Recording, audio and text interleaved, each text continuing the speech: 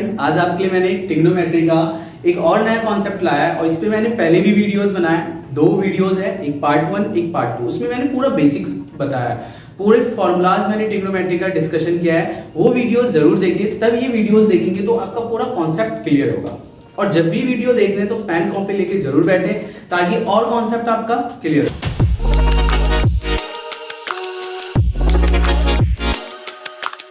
जैसे हम right angle triangle की बात करेंगे, ये आपका राइट एंगल ट्राइंगल है जिसमें एक एंगल 90 डिग्री का होता है और 90 डिग्री के जो सामने वाला जो साइड होता है ये आपका क्या होता है, हाइपोटेनस। ये आपका बेस होता है और ये आपका परपेंडिकुलर है। जब ये नॉर्मल राइट एंगल ट्राइंगल है तो सीधी सी बात है, ये आपका बेस होगा, ये हाइपोटेनस होगा और ये परपेंडिकुलर। अब बात आती है, जैसे ये एक राइट एंगल ट्राइंगल है।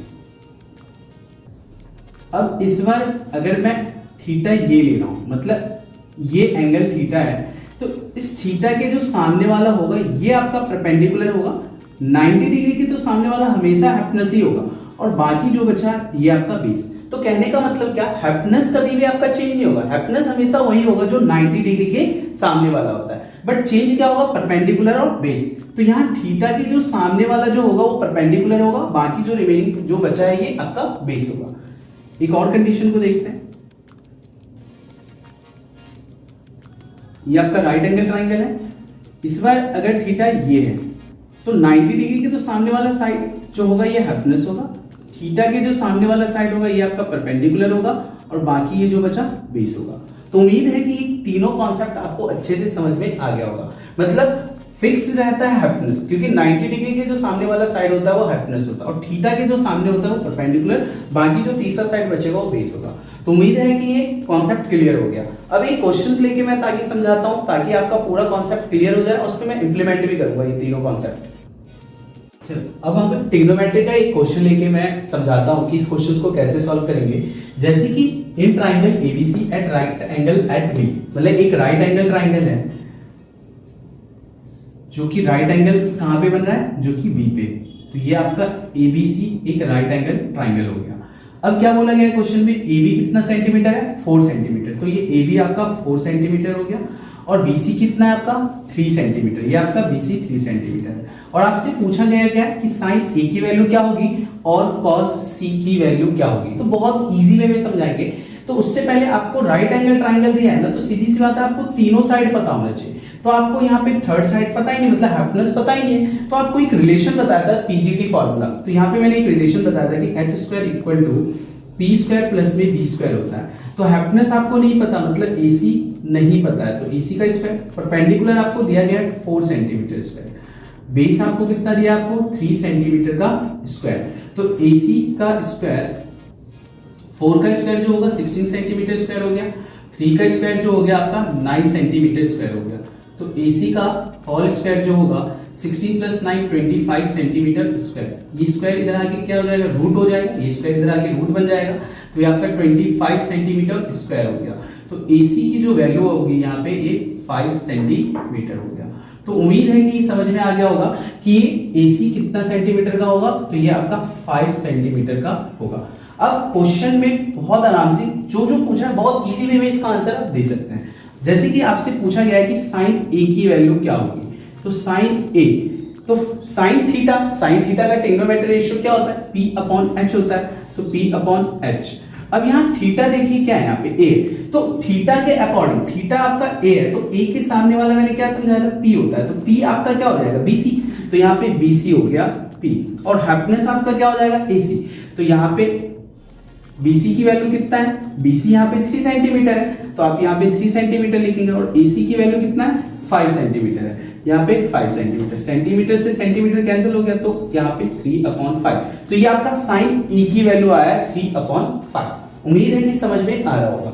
अब सेकंड वाला पार्ट देखते हैं। यहाँ पे cos C की वैल्यू क्या होगी, तो cos C, तो cos थीटा का ट्रिग्नोमेट्री रेशियो क्या होता है, B/H।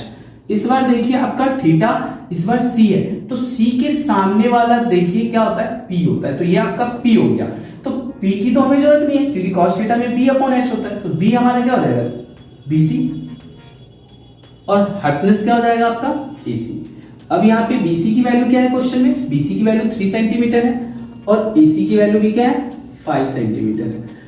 आपका आंसर 3/5।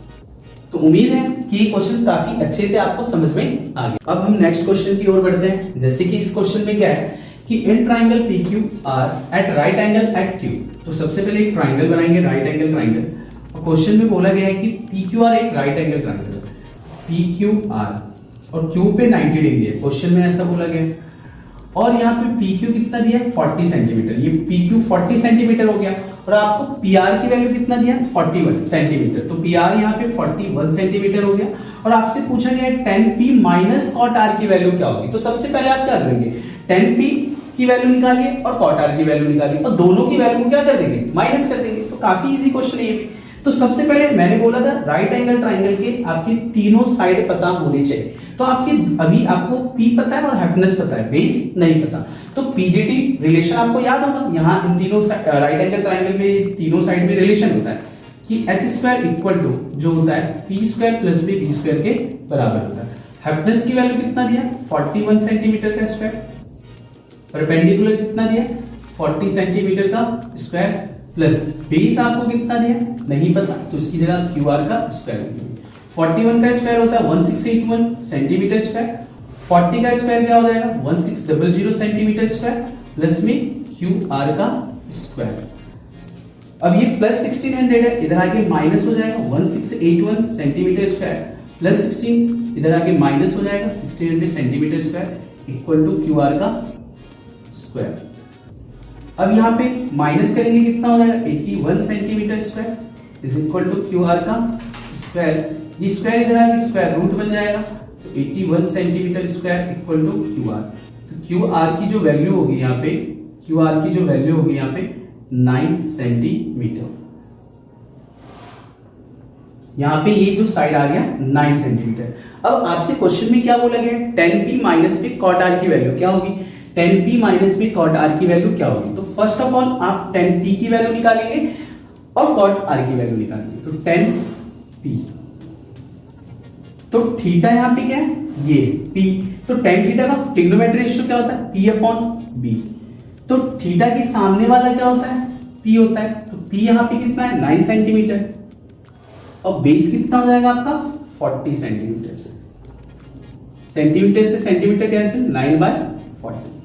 सेम आपसे कॉट R की वैल्यू निकालना है, तो थीटा कॉट R यहाँ थीटा R है, तो ट्रिग्नोमेट्री रेशियो कॉट थीटा का क्या होगा B/P होगा। अब यहाँ पे थीटा क्या है आपको R है, तो R के सामने वाला P होता है, R के सामने वाला एक P है, तो बेस आपको चाहिए, तो बेस क्या हो जाएगा 9 सेंटीमीटर और परपेंडिकुलर की वैल्यू यहाँ पे 40 सेंटीमीटर। सेंटीमीटर से सेंटीमीटर कैंसिल 9/40। क्वेश्चन में आपसे पूछा गया है कि 10P माइनस कॉट R की वैल्यू क्या होगी, तो 10P माइनस कॉट R की वैल्यू, तो 10P की वैल्यू आपका क्या है 9/40 माइनस कॉट R की वैल्यू भी क्या है 9/40, दोनों माइनस हो जाएगा, तो आंसर क्या आ गया 0। तो उम्मीद है कि ये क्वेश्चन काफी आपको समझ में आ गया होगा। अच्छा लगे वीडियो तो लाइक कमेंट शेयर जरूर करें और सब्सक्राइब भी करें।